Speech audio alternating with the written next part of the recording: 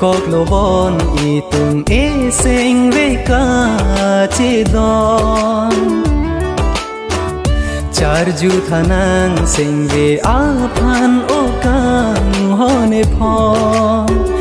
che khang về ru ne mo che din i nang ne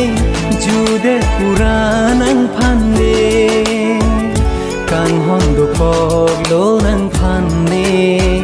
che khang về ru ne mo che din i nang ne ju de pura nang phan de kang hon do cột lô nang phan ne sing kreng a por le la ru ve ke jang si ra hu nang pe ne li sar ko bin li ka che ti bin ke dam lo ti so di ching ki che thana ve pi sing kreng a por le la ru ve ke jang si ra hu nang pe ne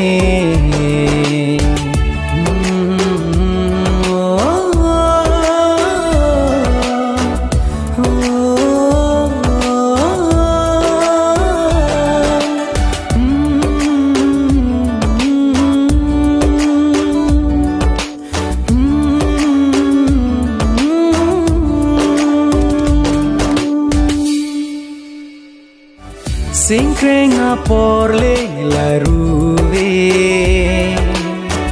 ke